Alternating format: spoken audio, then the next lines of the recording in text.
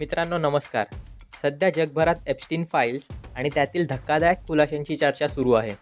Jeffrey Epstein आणि त्याच्या साथीदारांनी केलेल्या घृणास्पद कृत्यांमुळे अनेक बड्या हस्तींची नावे समोर आली आहेत. Donald Trump, Bill Gates, Bill Clinton इत्यादी इत्यादी. पण यातील अजून एक धक्कादायक नाव म्हणजे इंग्लंडच्या राजघराण्यातील राजपुत्र अँड्र्यू माउंटबॅटन विंडसर. आजच्या व्लॉगमध्ये आपण याच प्रकरणावर आणि त्यानंतर इंग्लंडमध्ये पडलेल्या पडसादांवर बोलणार आहोत.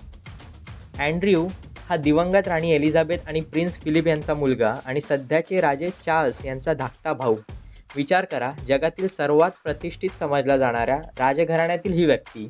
महत्त्वाची गोष्ट अशी की जेव्हा याचे नाव उघड झाले तेव्हा तिथल्या राजघराण्याने आपल्या राजघराण्यातील राजपुत्र अशा प्रकरणात आहे याचा खुलासा झाल्यावर पण कोणत्याही प्रकारचा आडपडदा न ठेवता सत्य स्वीकारलं. नाहीतर विचार करा ना, आपल्याकडच्या एखाद्या बड्या व्यक्तीचा असा संबंध उघड झाला असता तर सगळ्यात पहिले आपली व्यवस्था त्या व्यक्तीचा संबंध कसा नाही हेच प्रूफ करायच्या मागे लागली असती. असो, तर या राजपुत्राची घृणास्पद कृती राजघराण्याने ॲक्सेप्ट केलीच, पण राजघराण्याने अँड्र्यूला दिलेले सर्व विशेष अधिकार, लष्करी पदव्या आणि हिज रॉयल हायनेस हा दर्जा काढून घेतला. त्याला एका सामान्य नागरिकाच्या पातळीवर आणून सोडलं. ब्रिटिश संसदेत यावर जोरदार चर्चा झाली. ज्या राजघराण्याच्या नावे देश चालतो त्याच राजघराण्यातील व्यक्तीचे नाव अशा कृतीत येणे ही त्यांच्यासाठी राष्ट्रीय लज्जास्पद बाब होती. तिथल्या मीडियाने देखील कोणतीही भीडभाड न ठेवता या प्रकरणाचा सखोल तपास केला. सरकारने अँड्र्यूला मिळणारे सर्व आर्थिक लाभ आणि सुरक्षा कवच काढून घेतले. हे प्रकरण फक्त राजघराण्यापुरते मर्यादित राहिले नाही. इंग्लंडचा सध्याचा पंतप्रधान आहे कीर स्टारमर. त्याच्या काही सहकारी पण या प्रकरणात आहेत असं उघड झालं आणि पंतप्रधानाने पण ती गोष्ट मान्य केली. इंग्लंडचा अमेरिकेत नेमला गेलेला राजदूत होता पीटर मॅन्डेल्सन.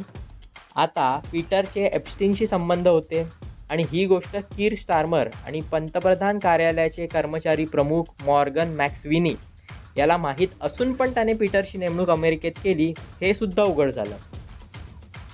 त्यामुळे हा पीटर आणि मॅक्सविनी या दोघा उच्चपदस्थांना आपल्या पदावरून पायउतार व्हावं लागलं. इनफॅक्ट तिथल्या पंतप्रधानांना पण पायउतार व्हावं लागतं की काय अशी परिस्थिती निर्माण झालेली, पण ते वाचले. मित्रांनो, या संपूर्ण प्रकरणातून एक गोष्ट प्रकर्षाने जाणवते, ती म्हणजे तिथल्या व्यवस्थेची जबाबदारी किंवा अकाउंटेबिलिटी. पद, प्रतिष्ठा किंवा हुद्दा कितीही मोठा असला तरी कायद्यापुढे सगळे समान आहेत हे तिथल्या व्यवस्थेने दाखवून दिलं. आता प्रश्न उरतो आपल्या व्यवस्थेचा. जर आपल्याकडे अशा प्रकारची घटना घडली असती तर आपली यंत्रणा आणि आपले समाजमन इतक्या सक्षमपणे आणि तटस्थपणे गुन्हेगाराला शिक्षा देऊ शकले असते का? तुम्हाला काय वाटतं कमेंटमध्ये नक्की सांगा. पुन्हा भेटू एका नवीन साईड क्वेस्टमध्ये. तोपर्यंत धन्यवाद.